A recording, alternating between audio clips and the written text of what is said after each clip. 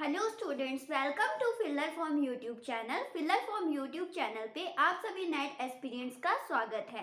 My name is Sakshi Goswami और मैं आपको प्रिपरेशन करवाती हूँ पेपर 2 कॉमर्स सब्जेक्ट की। ठीक है, तो जैसे कि आज संडे है तो हम बात करेंगे किसी और टॉपिक पे डिस्कस करेंगे।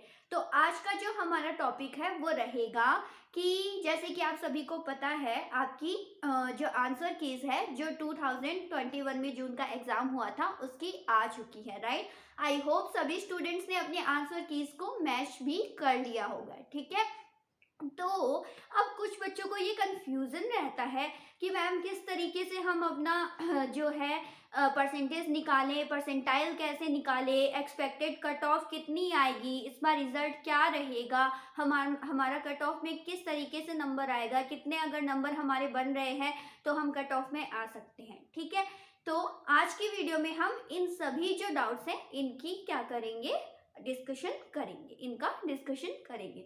तो चलिए शुरू करते हैं। ओके स्टूडेंट्स, भी देखिए मैंने यहाँ पे मेंशन किया है कि जो आपके पेपर 2 कॉमर्स की जितनी भी लास्ट प्रीवियस ईयर्स के परसेंटेज में जो कट ऑफ आई है उनको, और जो आपका जून 2020 में जो आपकी कट ऑफ आई थी वो किस में आई थी, परसेंटाइल में आई थी। ठीक है, तो देखिए सबसे पहले 2017, 18 की, फिर दिसंबर की और जून 2019 और दिसंबर 2019 की यहाँ पे परसेंटेज में कट ऑफ दी गई है। ठीक है, तो देख लीजिए प्रीवियस जो 2019 है उसमें आपकी अनरिजर्व्ड में जो गई है जेआरएफ के लिए आपकी गई है 62.67 परसेंटेज, ये परसेंटेज में है। ठीक है, फिर ईडब्ल्यूएस की गई है आपकी 60 परसेंटेज जेआरएफ के लिए। ठीक है, और ओबीसी की है 58.67%, एससी की है 56% और एसटी की है 54% जेआरएफ के लिए,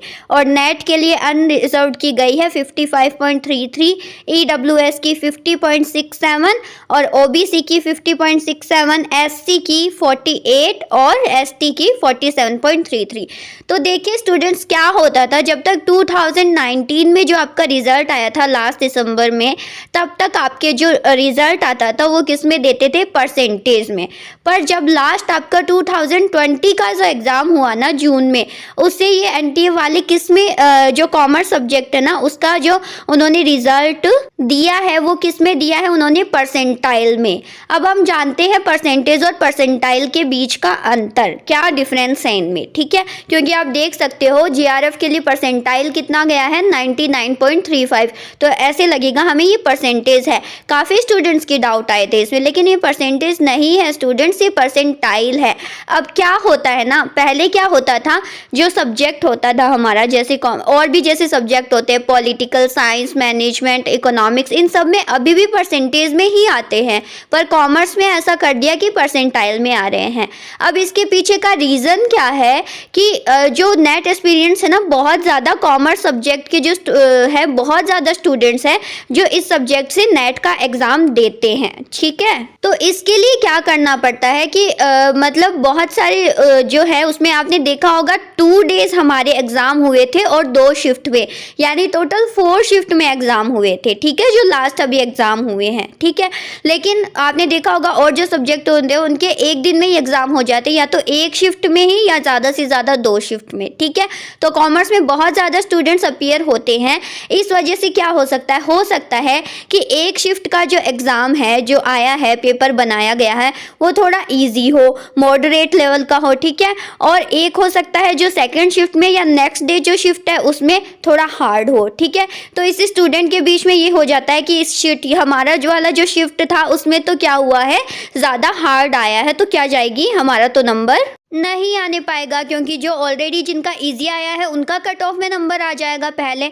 ठीक है, तो इस तरीके से ये थोड़ा सा इशू रहता था, इसको ख़त्म करने के लिए परसेंटाइल लाया गया। अब परसेंटाइल में आपका क्या होता है, कैसे कैलकुलेट होता है परसेंटाइल, मैं बताती हूँ आपको। इसमें क्या होता है, जैसे मान लीजिए 300 नंबर का आपका पेपर हुआ है, 150 क्वेश्चन आते हैं 300 का। ठीक है, उसमें से आपके क्वेश्चन आपके जो नंबर आए हैं वो कितने आए हैं, 200 आपके नंबर आए हैं, यानी आपके 150 में से कितने क्वेश्चन सही है, 100 क्वेश्चन सही है। और 300 में से कितने नंबर आए हैं आपके, 200 नंबर आए हैं। ठीक है, अब आपसे पीछे जितने भी हैं ना, मतलब जिनके 200 से कम आए हैं, मान लीजिए मिनिमम किसी के नंबर आए हैं, इसमें 40% तो ज़रूरी होता ही होता है कि 40% तो लाना ही पड़ता है आपको, पेपर फर्स्ट में भी और पेपर सेकेंड में भी, तभी आगे आपकी जो है चेकआउट किया जाता है। मतलब पेपर फर्स्ट में तो कंपलसरी आपका 40% होना ही चाहिए। ठीक है, ऐसे ही पेपर सेकेंड में 40%। तो अब आपसे पीछे जितने भी है ना, यानी जिनके किसी के 170, 180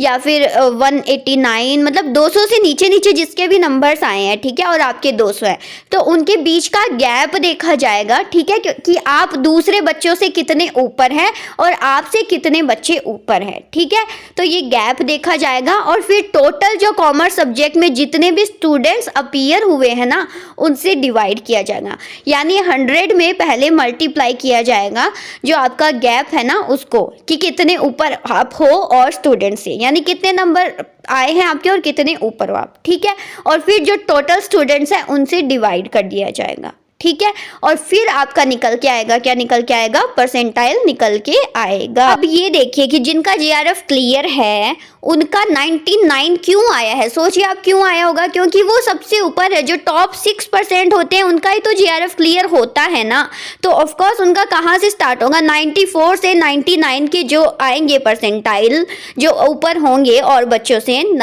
सबसे जो टॉप में रहेंगे। ठीक है, तो उनका परसेंटाइल कहाँ से शुरू होगा, फिर 94 से लेंगे 99 तक जिनका आएगा वही तो जीआरएफ में आएंगे। तो आपने देखा होगा कि जीआरएफ में जो भी जिसका जीआरएफ क्लियर हुआ है उसका परसेंटाइल हमेशा 99 ही उसकी मतलब कट ऑफ जो परसेंटाइल में आती है ना, तो हमेशा उसकी कट ऑफ कितनी मानी जाती है, 99 से ही शुरू होती है। तो आपकी अनरिजर्व्ड में कितनी आई है जीआरएफ के लिए कट ऑफ 2020 की, क्या थी, 99.35 थी। तो अब समझ में आया कि इस तरीके से आपका परसेंटाइल और परसेंटेज में डिफरेंस होता है। अब मैं बता दूं कि आप कैसे कैलकुलेट करोगे। जैसे मान लीजिए आपने आंसर कीज आपने चेक कर ली है, आपने मैच कर ली है, ठीक है, उसके बाद आपके निकल के आए हैं, किसी के नंबर बने हैं 200, किसी के 170, किसी के 180, तो सबको कंफ्यूजन है कि किस तरीके से हम जान पाएंगे कि कितने परसेंटेज तक हम मान सकते हैं कि हमारा कट ऑफ में नंबर आएगा। तो हम एज अ परसेंटेज ही इसी में बात कर लेते हैं। ठीक है, कि इतने क्वेश्चन अगर आपके सही होंगे तो आपकी पॉसिबिलिटीज हो सकती है किसमें आने की, आपकी कट ऑफ में आपका नंबर आने की। ठीक है, तो जैसे भी जितना भी रिव्यू हमने देखा है स्टूडेंट्स का, जितना मॉडरेट टू हार्ड लेवल का आपका पेपर आया है, उसके अकॉर्डिंग हमने कुछ एक्सपेक्टेड कट ऑफ बनाई है।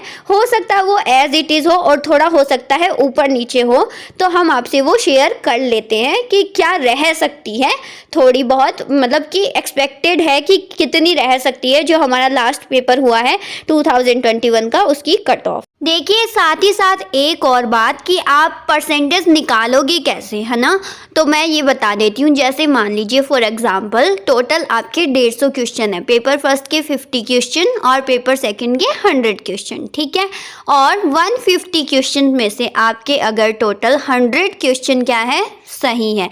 देखिए मिनिमम 40% तो होना ही चाहिए, यानी 40% आपके 50 में से कम 20 जो क्वेश्चन है पेपर फर्स्ट के वो सही होने चाहिए, और साथ ही साथ जो पेपर 2 के 100 है, 100 है, उसमें से 40 क्वेश्चन सही होना मैंडेटरी है। ठीक है, और फिर मान लीजिए अगर टोटल मिला के आपके 150 क्वेश्चन में से 100 क्वेश्चन सही होते हैं, तो आप किस तरीके से परसेंटेज निकालोगे, पर क्वेश्चन 2 मार्क्स। तो 100 क्वेश्चन सही है मीन्स कितने मार्क्स हो गए, 200 मार्क्स, कितने में से, 300 मार्क्स में से। तो आप क्या करोगे, 200 डिवाइड बाई 300 मल्टीप्लाई 100। ठीक है, इससे आपका क्या निकल जाएगा, परसेंटेज, और आपके परसेंटेज बन रहे हैं 66.66%। इसी तरीके से जिस स्टूडेंट्स के जितने क्वेश्चन सही हुए हैं पहले वो अपने परसेंटेज निकालेगा, और उसके बाद वो प्रीवियस ईयर की कट ऑफ के अकॉर्डिंग जो हम एक्सपेक्टेड कट ऑफ बता रहे हैं उसको देख के वो ये डिसाइड कर पाएगा कि उसका जीआरएफ में सिलेक्शन हो रहा है या नेट में सिलेक्शन हो रहा है। ठीक है स्टूडेंट्स, तो अब हम बात कर लेते हैं एक्सपेक्टेड कट ऑफ की। देखिए अनरिजर्व्ड यानी जो जनरल कैटेगरी है उसके लिए जीआरएफ और नेट दोनों, मतलब जीआरएफ की आपकी कट ऑफ जा सकती है 63% to 65, मतलब मैक्सिमम आपकी 65% तक क्या जा सकती है, कट ऑफ जा सकती है किसकी, JRF की। तो अगर किसी स्टूडेंट के 66% बन रहे हैं तो मीन टू से उसका JRF क्लियर हो रहा है, ठीक है। फिर वो आपके परसेंटाइल उस बेसिस पे निकलेंगे कि टोटल कितने स्टूडेंट्स ने क्या दिए हैं, टोटल स्टूडेंट्स कितने अपीयर हुए हैं और साथ ही साथ आप कितने स्टूडेंट से ऊपर हैं। लेकिन अगर आपके परसेंटेज 65 बन रहे हैं तो ये आप मान के चलिए, अगर आपके 70 तक या 65 तक बन रहे हैं तो ये आप पक्का चलिए कि आपके JRF क्लियर है।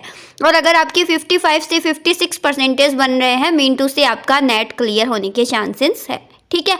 फिर बात करते हैं EWS की। EWS में अगर 60 to 62% आपके रहेंगे EWS के लिए और साथ ही साथ JRF के लिए 60 to 62 और नेट के लिए 53-54, ठीक है। OBC में आपके 58 to 60% तक जिनके बन रहे हैं उनका JRF क्लियर हो सकता है और 52 से 53 वालों का नेट क्लियर हो सकता है। SC में है आपकी 56-57% जाएगी JRF की और 48 to 50% जाएगी नेट की। ST में है आपकी 54 से 55% JRF की और नेट की जाएगी 48 to 49। ये है एक्सपेक्टेड। तो अगर आपके इतने परसेंटेज बन रहे हैं तो कॉन्ग्रेचुलेशंस, आपका JRF और नेट क्लियर होने के पूरे चांसेस हैं। ओके स्टूडेंट्स, कट ऑफ के रिगार्डिंग आप सबकी जो भी क्वेरीज और डाउट्स हैं वो सॉल्व हुए होंगे, ठीक है स्टूडेंट्स। सो कॉन्ग्रेचुलेशंस जिनके भी आपके अच्छे परसेंटेज बन रहे हैं और जिनका नेट और JRF क्लियर हो रहा है। सो बी पॉजिटिव, आपका रिजल्ट बहुत अच्छा आएगा। और जो स्टूडेंट्स जिनको ऐसा डाउट है कि मे बी उनका परसेंटेज में नंबर आ नहीं रहा है, तो मैं ये बोलूँगी कि कोई बात नहीं, आपने एटलीस्ट एफर्ट किया और उससे आपको बहुत ज़्यादा एक्सपीरियंस मिला है जिसका यूज़ आप कर सकते हैं नेक्स्ट आने वाले एग्जाम में। तो अभी से अपनी प्रिपरेशन को स्टार्ट कर दीजिए, ठीक है स्टूडेंट्स। मिलते हैं नेक्स्ट क्लासेस की वीडियो में, तब तक के लिए thank you so much, bye, take care.